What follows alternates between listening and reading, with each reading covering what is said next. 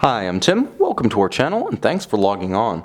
Today we're discussing a beautiful and distinctive effort by Arnold & Son. This is the Arnold & Son TBR for TrueBeat Retrograde, a watch you can see and purchase on our website. Subscribe to our YouTube channel if you enjoy these videos, and please click on the card in the upper right hand corner of the screen at any time during this video to see our full sales listing for this watch with additional accessories included in the sale, high resolution images for your desktop, and naturally complete pricing details for this 44mm stainless steel TrueBeat with retrograde date. Now, the watch on my wrist was released in 2013, and it was the inception of the Arnold & Son instrument collection, which has been fleshed out rather dramatically and impressively since. The watch helped to establish some of the design and engineering language that would become standardized in the instrument series, laying down the groundwork for the identity of one of the backbone collections of Arnold & Son. Now, Arnold & Son, of course, is the brand, the watch brand, that is owned by lug-to-lug, which is a complete manufacturer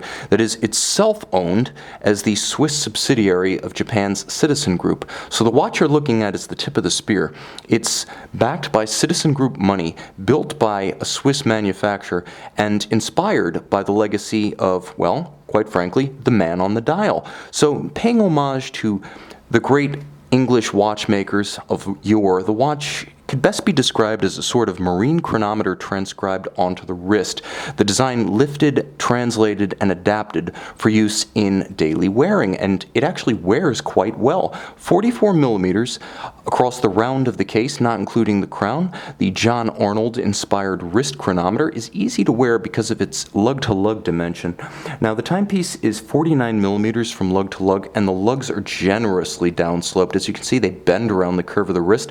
I believe, though, this is a 44mm watch, and it's not thin at 14mm. It's actually thicker at the bezel than it is at the base, so it does discourage dress cuffs, though a sport jacket should be fine. It's that 49mm dimension with the shape of the lugs that makes this watch wearable on a wrist as small as 14.5 centimeters in circumference, based on my somewhat educated opinion.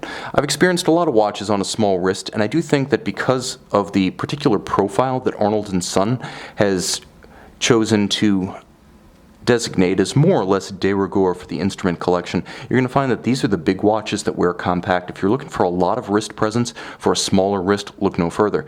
You'll also note that the strap is nicely made. It is broad, it is substantial. It's a semi-gloss, medium rectangular scale alligator leather with a monotone stitch, folded edges, and as you can see, there is a curved spring bar. The curved spring bar tracing the arc of the case and preventing the strap from being constrained. So normally when you have a strap that's this closely drilled with lugs this far inboard, as you can see, the pivot point is far inboard of the end of the lugs, you sometimes get a little flare that fights your wrist. None of that here as the strap pulls straight down. Now, it is a nicely made strap with a substantial and stylish buckle. You can actually see how the profile of the buckle nicely echoes the profile of the lug. So there's a handsome styling parallelism for that relatively simple component. The case is all of high polish, and it does have that distinct saucer shape that we described earlier. It's almost like a little bowl on the wrist, as it's much wider at the bezel than it is at the case back. It also has a number of horizontal character lines that add definition to the broad polished expanse, and because it is rounded and it curves top to bottom and lengthwise, it has a compound curvature quality to it that's quite handsome. You also note the steps about the bottom of the lugs that continue the case band definition into the lug profiles. The dial itself could not be more distinctly different from the case. While the case is of high polish, the dial is entirely frosted and opaline, so the opaline or matte metallic for the hours, minutes, and the retrograde date, and then there's a frosted finish about the exterior dial and the chapter ring outboard. You'll note that the TrueBeat second hand, which is beautifully extended and bears the distinct similarity to an arrow in a quiver, you could see that the railroad style track traces that slightly sloped rayhaut. So there is a sloped rayhaut outboard that has a step down to the central dial. The registers for hours and minutes are actually concentric, as you can see, and you'll note the retrograde date with a serpentine style indicator, a little bit of a shade of Blancpain right there, but it is historically derived. Now, the watch features a number of worthwhile details, such as the skeletonization of the arrowhead pointers of the hands, the counterweight of the deadbeat seconds, and you'll note a very small railroad-style minutes track on the concentric scales for minutes and hours. There's even a sunken center dial to the primary display. Now, if you put the watch into the quick set date mode, you can see how the retrograde operation functions. If a 31-day retrograde is just a little too leisurely for you and you want a more dynamic dial, well, the deadbeat second certainly gives you that. Now, there are going to be some who grouse, "Oh, people are going to think that I'm wearing a quartz watch." I can't tell you how many times I've heard this objection, and I just have to say, at some point, you need to assert yourself as an informed enthusiast and disregard self-appointed guardians of propriety who are basking in their sophomoric ignorance and trying to impose it on you. If you know better, who the heck cares what they think? You know that this is not easy to achieve, and it's technically accomplished. On the back, you can see just how accomplished. This is a true high horology finish. Before I delve into the mechanical details, consider the spectacular Sunray Côte de Genève on the central bridge for the winding mechanism. Look at the tight and even perlage pattern across the base plate. When I turn the watch flush to the camera, you can see at the edge of the bridges, as well as the balance cock itself, that the edges gleam and they light up. They are mirror polished, true rounded hand-laid anglage. A number of elements are black polished, including screw heads, which you can see distinctly disappear and dim as you turn the watch flush to the camera.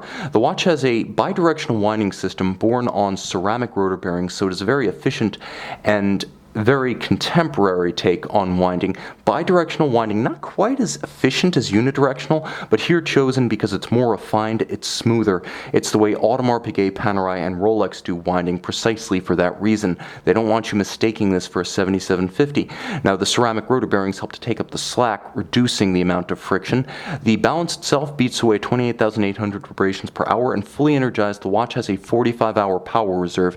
You'll note it does feature hacking or stop seconds to halt the deadbeat hand in its tracks, the quick set for the retrograde date, and the timepiece is protected by 3HM water resistance, which is standard for a dress watch, so this isn't one to take in the water. Arnold & Son has better options for that purpose. What it is a spectacular stainless steel take on high horology, with a movement finish to match, technically accomplished, and an exterior aesthetic nicely derived from the John Arnold era, albeit more original than some historically inspired watches. This is one half Arnold & Son, and perhaps I would say one half John Arnold, and I would say that the watch derives its identity from the imaginations of the folks at La Joux-Perret. Sébastien Chalmontet was the technical and design director at the time this watch was made, and he's one of the rock star minds in the watch industry today. So the timepiece, though it comes from a somewhat obscure manufacturer, has impeccable provenance and pedigree. See it and find out why on our website.